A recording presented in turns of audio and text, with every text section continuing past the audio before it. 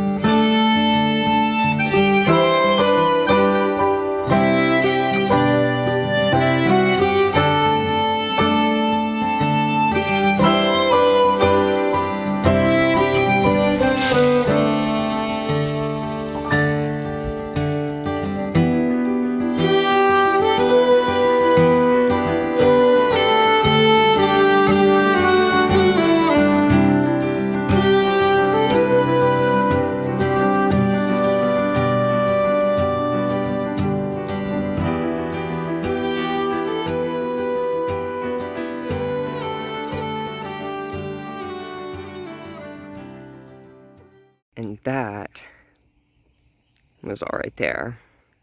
Looks a lot cleaner now. We can plant something over here. I don't know what we'll plant. I left this cantaloupe. I'm trying to decide if I should pick it. It sounds pretty. Then where's the tendril on this plant? It's all dried up. Maybe I'll go ahead and pick that. Got my clippers. They go right there.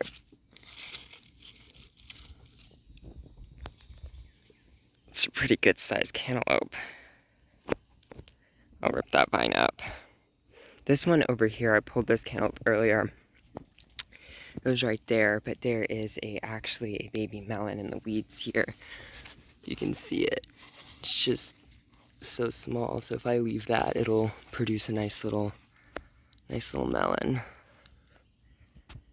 It does look a lot nicer. I'll do something with that. I'm not quite sure, but I need to figure out how to chop it up and compost it. And there is the black-eyed pea harvest of 2021. And that little cantaloupe doesn't have to be alone. Here we go.